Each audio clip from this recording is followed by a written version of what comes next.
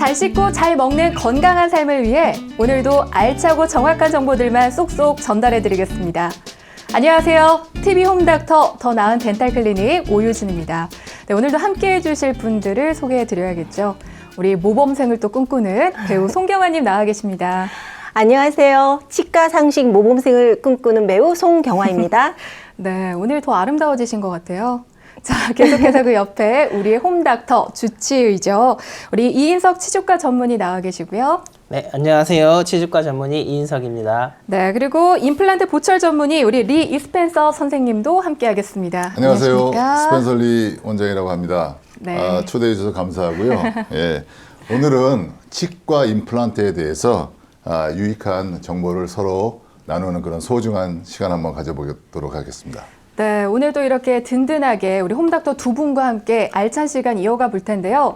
저희가 지난주에 임플란트, 그 무치약 환자들을 위한 틀니에 대해서 좀 공부를 했었잖아요. 네. 오늘은 어떤 이야기일까요, 선생님? 네, 오늘은 지난주에 설명드렸던 임플란트 틀니는 기존의 틀니와 임플란트를 깼다 꼈다 할 수 있는 임플란트 시술법이었죠. 하지만 오늘 설명드릴 고정성 보청을 이용한 임플란트는 기존의 틀니처럼 뺐다 꼈다 할 수 있는 게 아니고 그냥 완전히 붙여진 자연 치아처럼 자기 치아처럼 쓸 수 있는 고정성 보철물을 뜻하게 됩니다. 그러니까 그런 번거로움을 조금 줄일 수 있으니까 오히려 좀 편할 것 같은데 과연 어떤 시술이 있는지 또 어떤 특징이 있는지 본격적으로 알아보도록 하겠습니다. 자, 그렇다면 선생님 무치약 환자들을 위한 임플란트 종류인 거잖아요. 네. 그죠? 어떤 건가요? 네, 이거를 우리가 이제 흔히는 전악 임플란트 보철이라고 부르게 됩니다. 이가 하나도 없는 상태를 전악 무치약 환자라고 지난주에 말씀해 맞아요. 주셨는데 그러니까 무치약 환자들을 위한 임플란트라는 게 이름에서부터 확 느껴지는 것 같아요. 네, 맞습니다. 자, 그래서 저희가 아마 이거에 대해서 본격적으로 또 어떻게 진행이 되는지 많은 분들이 또 궁금해 하실 것 같거든요. 자세하게, 속 시원하게 얘기 좀 해주시죠. 네, 우리가 기존에 어떤 이유로든 이가 별로 남아있지 않은 분들이나 또는 충치나 치주질환 등으로 인해서 이를 대부분 발치하게 되는 경우가 생기는데요.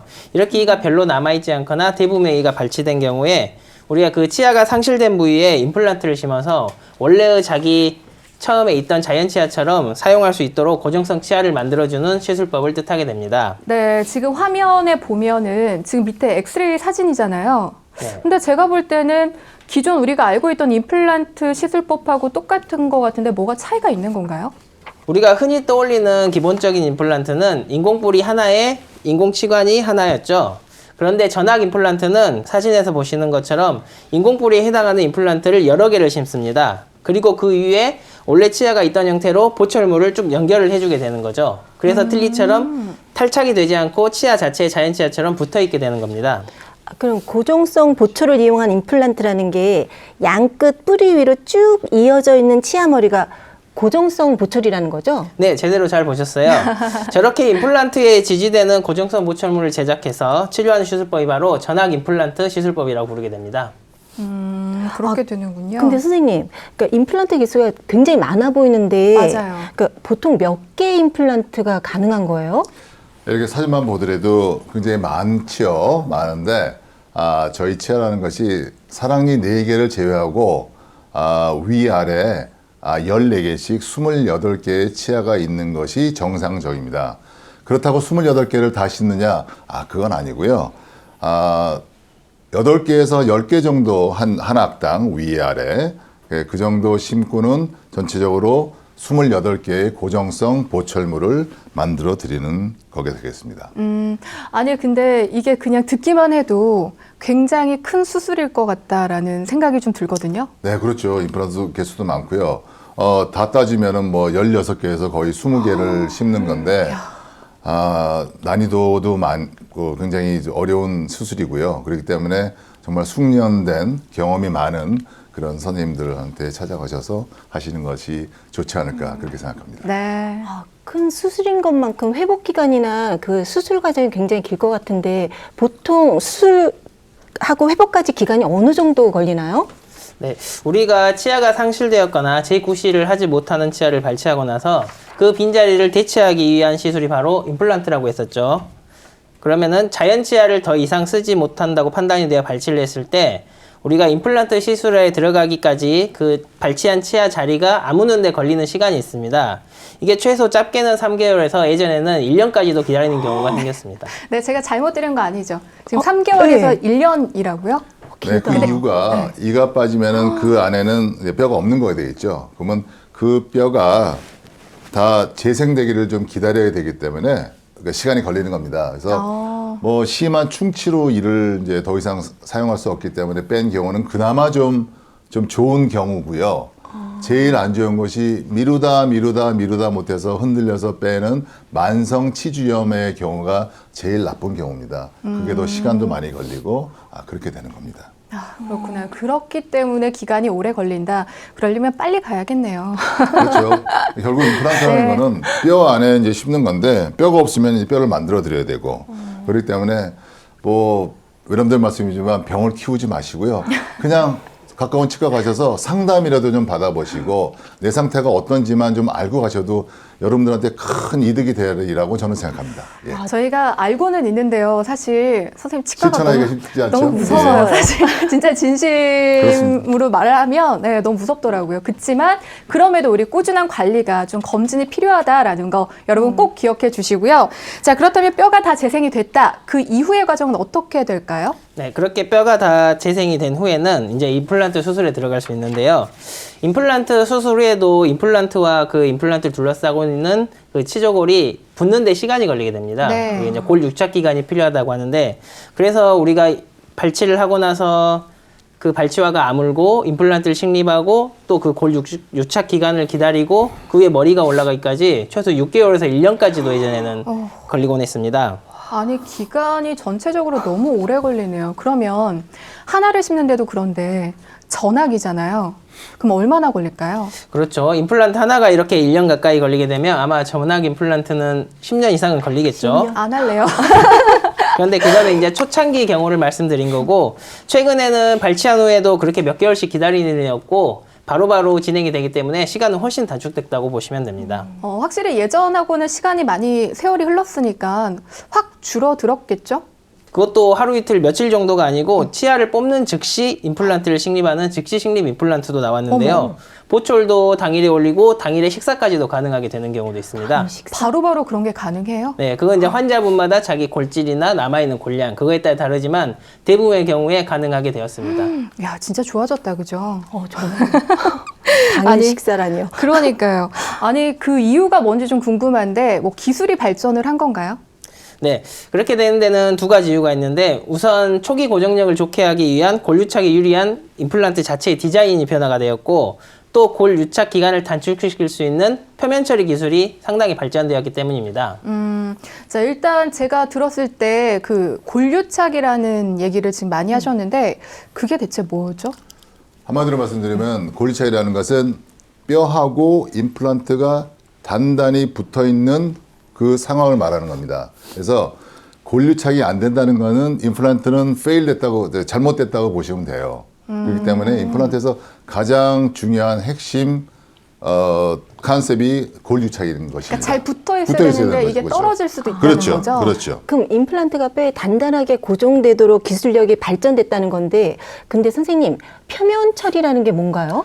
옛날에는 뭐 옛날 사람은 아닌데 한 50년 전으로 들어가 볼게요. 라떼는 저도 말이야. 그때는 저도 몰랐습니다. 네. 몰랐는데 그때는 그 임플란트의 표면이 매끄러워지 좋다는 그런 학설이 있었어요. 그러다 보니까 뼈가 안 붙는 거예요. 골유착이 잘 안 되는 거야.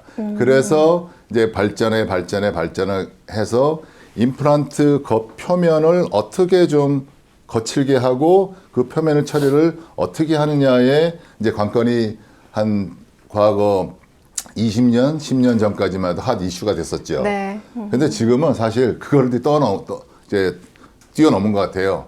그런 기술의 발전을 했기 때문에 이제는 뭐 어느 것이 좋다 나쁘다가 아니라 이제는 정말 식립하고 즉시도 식사를 하실 수 있게 할 수 있는 그런 장점이 있는 임플란트로 이렇게 많이 발전해야 된 거죠. 그러니까 정말 많이 발전을 한 것 같아요. 그러면 이게 기간이 어느 정도 단축이 된 거예요? 예를 들면? 옛날에는 뭐 옛날에서 네, 오늘 옛날 제가- 얘기 많이 옛날 들어요. 얘기. 우리나라에 한 20년 전에 들었다고 생각하고 20년 전 얘기만 네. 할게요. 그러면 옛날엔 그때만 하더라도 20년 전만 하더라도 골육책하는 시간이 뭐 상하게는 뭐 8, 9개월, 어떤 10개월도 걸리고 아래는 조금 더 빠릅니다. 그래서 뭐 6, 7개월, 5, 6개월도 걸렸는데 요즘은 거의 반 정도 줄어서 하악은 뭐 한 2, 3개월이면 끝날 수도 있고요.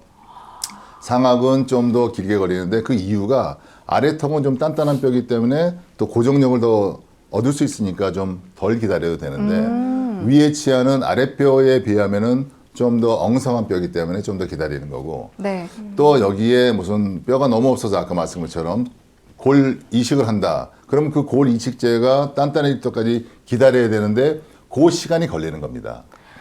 그러니까 확실히 줄어들긴 했네요. 네네, 많이 줄어들었죠. 이게 그동안에 어쨌든 시행착오를 겪은 결과 네네. 지금의 이 임플란트 그 기술이 나온 것 같습니다. 더 빨리 더 단단하게 붙기 때문에 발치를 하고도 바로 임플란트 식립이 가능해졌고 또 바로 당일에 아까 말씀드렸듯이 임시치아 보철까지 가능하기 때문에 음식도 저작을 할 수 있게 되었습니다. 아, 전 아까 선생님께서 당일 식사가 가능해서 최종 완성이 저도 당일인 그렇게 줄 되는 줄 알았는데 알았어요. 임시치아를 사용하는 건가 봐요? 그러게요. 본인에게 맞는 최종 크라운 보철물이라고 하죠. 이게 제작되기 전에 부착하는 우리가 임시치아라고 하는데요. 임플란트 식립 후에 최종 보철물이 완성되기 전에 심미적으로 앞니 같은 경우에 빠진 부위를 외형적으로 수복해 주거나 또는 어금니가 대부분 없는 경우에 어느 정도 식사를 할 수 있게 하기 위해서 임시치아를 제작해 주기도 합니다. 옛날에는 임플란트를 하려면 발치하고 이가 빠진 상태로 오래 있었는데 네. 요즘은 바로바로 시술이 가능해져서 정말 다행이네요. 진짜 안이 힘들었을 것 같아요. 그러니까 네. 뭔가 치료를 받는 것도 맞는 거지만 그 기간들 굉장히 좀 기운이 빠졌을 것 같은데 근데 모든 것들이 굉장히 좀 빨라졌잖아요. 발전하기도 했고. 근데 그만큼 뭐라 그럴까요? 그 의료 장비도 그만큼 좋아졌을 것 같고 그리고 우리 선생님들도 그 수술하는 방법도 조금 달라졌죠. 그럼요. 시술의 정확성도 높이고 환자와 시술자에게 모두 편리성을 제공할 수 있는 수술법과 의료 장비들 역시도 대단히 발전했습니다. 네. 여기 우리가 지금 볼 수 있는 전학 임플란트 시술법 역시도 그 이에 해당한다고 볼 수가 있는데요. 네, 그렇다면 그게 어떤 방법일까요? 네, 바로 디지털을 이용한 디지털 임플란트라는 방법입니다. 디지털 임플란트. 확실히 이쪽에서도 디지털화가 됐네요. 디지털로 어떻게 치료를 하는 건가요? 네, 맞습니다. 수술 장비와 보철 장비 이렇게 두 가지 경우에서 디지털로 나눠볼 수 있을 것 같은데요. 먼저 환자분의 잇몸뼈 상태를 보는 CT, 그리고 환자분의 구강 환경을 예전에는 인상제로 이렇게 인상을 떠야 했지만 요즘에는 구강 스캐너를 이용해서 자기 치아를 촬영하는 것만으로도 자기 치아 데이터를 전부 컴퓨터에 옮길 수가 있습니다. 네, 저 뭔지 알아요. 구강 네, 스캐너. 그래서 이제 네. 보철물을 그 옮긴 데이터를 가지고 컴퓨터상에서 제작을 하게 됩니다. 확실히 디지털 장비를 이용하면 이전보다 좀 더 세심하게 제작이 가능할 것 같아요. 맞아요. 어떻게 좀 진행이 될까요? 그래서 여기 보시는 것 같이 요즘 치과용 CT를 이용해서 미리 임플란트 심을 때를 다 이렇게 마련해 놓습니다. 저렇게 가이드를 만들어서 식립 자리를 다 정하고 그다음에 수술 전에 미리 임시치아까지 만들어 놔요. 그러니까 수술할 때도 얼마나 쉽겠습니까? 딱 집어넣고 딱딱딱딱 정말 환자분들이 그 고통을 느끼기도 전에 빨리 끝날 수도 있고 그다음에 수술한 다음에 임시치아까지 해서 식사를 해도 물론 부드러운 거겠죠. 왜 부드러운 것부터 시작을 하셔야 되기 때문에 네. 그런 것까지 할 수 있는 그런 시스템이 진짜 되겠습니다. 편해지긴 했네요. 예, 그죠? 수술 뒤에 바로 식사 가능하다고 하니까 너무 신기해요. 그러니까요. 네. 예. 아니, 근데 이게 방법이 좀 있을 것 같거든요. 네, 일단 그 디지털 임플란트에 대한 첫 번째 방법으로는 네. 바로 내비게이션 임플란트라는 방법이 있습니다. 내비게이션. 우리가 아는 그 내비게이션 그거예요? 우회전. 운전할 뭐, 때. 네. 20m 뭐 이런 거? 뭐죠?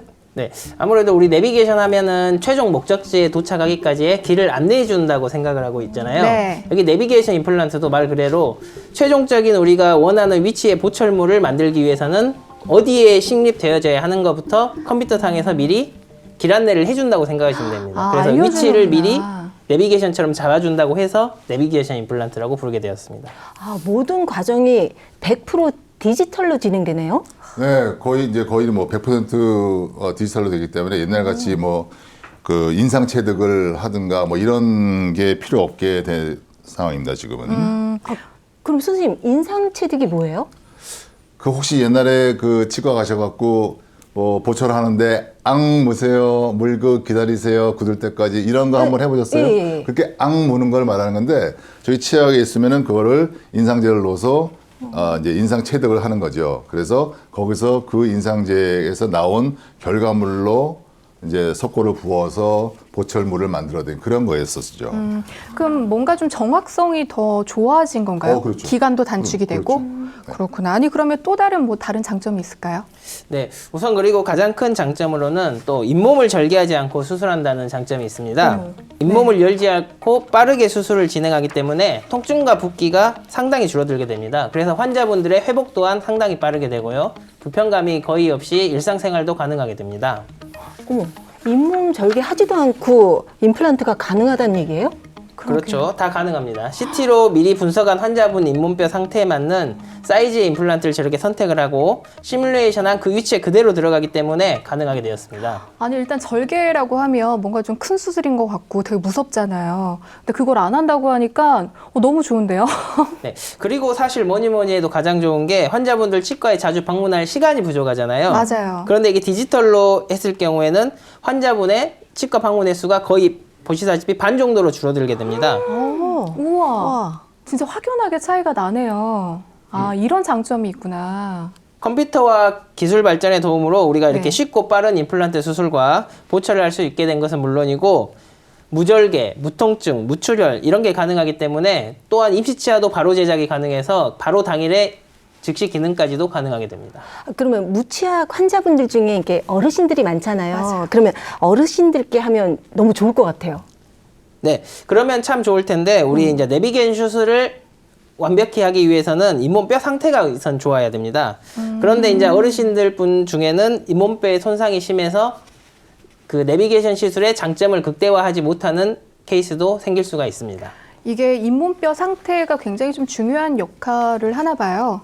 네, 보철적으로 우리가 정확한 위치에 식립하려는 부위에 만약에 잇몸뼈가 없다고 치면 우리 임플란트는 잇몸뼈에 식립되는 거기 때문에 네. 그 위치에 심기가 힘들어집니다. 그러면 보철적 위치에 정확히 심기 위해서는 인공뼈 이식을 해야 되고 그러면은 무절개가 안 되고 잇몸을 또 열어서 골리식을 또 해야 되고 그러면은 커지는구나. 그러면 이제 내비게이션 시술의 그 장점이 좀 반감될 수 있겠죠. 그러면 잇몸뼈가 좋은 노인분들도 혈압약 이런 거 드시는 분들도 전악 임플란트가 가능한가요? 네, 가능합니다. 저희 병원을 내원해 주신 환자분이신데요. 64세 남자분으로 아래는 이가 다 있고 위에는 틀니가 불편해서 내원하셨습니다. 이게 전신적으로는 항혈액 응고제를 드시고 계셔서 출혈 성향이 계시고 바로 임플란트 수술 후에 바로 임시치아를 만들어주기를 원하셨습니다. 그럼 항혈액 응고제를 복용하면 임플란트 시술에 방해가 되나요? 네, 그렇죠. 그 항혈액 응고제라는 건 뭐냐면은 그러니까 피를 묽게 해주는 겁니다. 뭐 심혈관 질환을 갖고 계신 분들 아니면 수술을 하신 분들 그런 분들은 막히면 안 되잖아요, 피가. 그렇기 네. 때문에 약을 드시는데 뭐 우리가 잘 알고 있는 아스피린 그런 걸 드시면은 수술할 때 피가 좀 많이 나올 수가 있거든요. 그럼 굉장히 위험해지기 때문에 그래서 물론 주치의하고 상담을 먼저 하셔야 되겠지만은 최소 5일에서 7일 정도는 좀 중단해 주시고 수술을 하시는 게 좋다고 생각합니다. 네, 전문의하고 미리 그거는 상담을 좀 하는 게 필요하겠네요. 네. 근데 또 임의로 또 자기 환자분 마음대로 또 5일에서 7일 이렇게 끊으시면 안 되고 반드시 꼭 혈액 응고제를 드셔야 되는 분들도 있습니다. 그래서 꼭 주치의와 담당 주치의와 꼭 상담 후에 중단을 하고 치과 시술을 받으셔야 됩니다.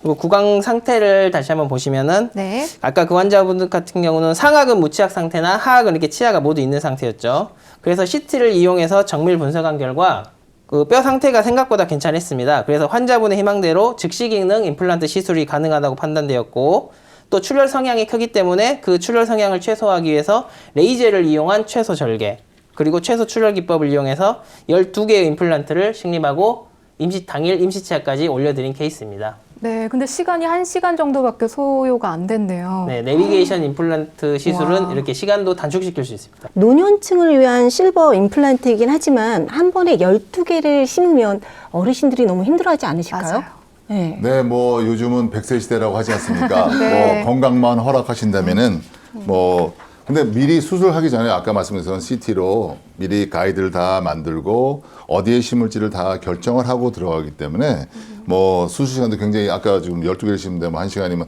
그것도 1시간도 안 걸릴 수도 있어요. 준비하고 다 할 때까지 그 정도 겸손하게 말씀하셨던 것 같은데 더 적게 걸 수도 있고 거기다가 무절개를 절개를 안 하고 할 수도 있고 아니면 최소 절개로 해서 피가 별로 안 나도록 할 수 있도록 그렇게 하기 때문에 큰 무리는 없을 것 같습니다. 그리고 사실 즉시 기능을 하기 위해서는 임플란트 개수가 저렇게 많을수록 저장력을 분산시켜주기 때문에 하나의 임플란트가 각각 가해지는 그 자기 부담을 좀 줄여줄 수가 있습니다. 그래서 오히려 즉시 기능 측면에서 보면 임플란트 개수가 많아질수록 좀 더 유리하다고 볼 수 있습니다. 여러분 일단 미리 겁먹지 마세요. 네, 일단 우리 전문의와 상담을 해보시고 한번 꼼꼼하게 체크해 보시길 바라겠습니다. 수술 후 바로 저렇게 임시치아를 만들어서 신미성과 기능성을 모두 다 회복시킬 수 있는 케이스였습니다. 저렇게 즉시 기능 임플란트는 수술 후 바로 신미성과 저작 기능을 회복시켜주기 때문에 상당히 치아가 전체적으로 없으신 노인분들에게 좋은 치료법이 되고 있습니다. 야, 아니 빠른 수술에, 빠른 회복에, 그리고 최소한의 그런 통증까지 정말 최고잖아요. 근데 제가 듣기로는 그때도 우리 선생님이 얘기해 주셨지만 사실 임플란트는 그 추후의 관리가 굉장히 중요하다 들었거든요. 이 디지털 임플란트 어떻게 유지를 해야 되고 어떻게 관리를 좀 해야 될까요? 이 젊은 나이임에도 불구하고 거의 모든 치아에 심각한 충치가 있는 어머. 다발성 우식증 환자분 사진입니다. 이렇게 30대 초반의 나이에도 불구하고 치아 관리를 저렇게 소홀히 하게 되면 저기서 3개 정도의 치아만 제외하고 모든 치아를 발치하고 임플란트를 하게 되었는데요. 다행히 저분 같은 경우는 그 이후로는 관리를 잘 하셔서 성공적으로 마무리가 되었었습니다. 그런데 선생님, 그 다발성 우식증이라는 게 뭐예요? 네, 말 그대로 이게 치아 전반에 걸쳐서 우식이란 말이 저번에 충치라고 설명드렸듯이 네. 치아 전반에 걸쳐서 충치가 저렇게 산발적으로 많이 퍼져 있는 경우를 다발성 우식증이라고 부르게 됩니다. 근데 보는데 너무 안타까워요. 이게 사실 관리만 조금 잘해줬어도 이 정도까지는 아니었을 수도 있는 거잖아요. 임플란트 유지 관리가 잘 안 되어서 최종 수복물을 장착한 지 약 5년밖에 지나지 않았는데 모든 저런 임플란트 주위에서 잇몸이 붓고 고름이 나오고 그렇게 막 아파하고 있는 그런 상태로 내원하셨습니다. 바로 우리가 저번에 말씀드렸던 임플란트에도 임플란트 염증이 있으면 임플란트 주위염이라는 단어를 말씀드렸잖아요. 네. 임플란트 주위염이 오게 된 것입니다. 이렇게 관리를 소홀히 하게 되면 나중에 더 큰 문제가 생기니까 다들 치과를 무서워하지 마시고 꼭 치과를 오셔서 정기검진을 받으셔야 저렇게 되기 전에 예방을 하고 좀 더 오래 치아를 쓸 수가 있습니다. 아니, 젊다고 치아가 다 건강한 건 아니네요. 맞아요. 제가 봤을 때는 정말 꼼꼼한 관리, 철저한 그런 점검이라고 해야 될까요? 검진? 이런 것들이 필요한 것 같습니다. 네, 당연하죠. 다음은 이제 나이가 오히려 더 많으시지만 60대 후반의 환자분의 엑스레이 사진인데요. 이분 같은 경우는 6개월마다 정기검진을 꾸준히 받으시고 구강 위생 상태도 매우 좋으신 분입니다. 잘 보시면 군데군데 조금씩 치과 치료를 받은 흔적들이 있지만 나이에 비해서 잇몸뼈의 상태나 치아 상태가 아주 건강하게 유지되고 있습니다. 네, 어쨌든 여러분 결과적으로는 선생님 그거네요. 저희 계속해서 양치질 잘하고요. 혹시 만약에 임플란트를 하더라도 그 후에 관리도 진짜 끝까지 신경을 좀 많이 써야 된다라는 거였습니다. 여러분의 치아 건강은 여러분 스스로가 하셔야 된다는 거.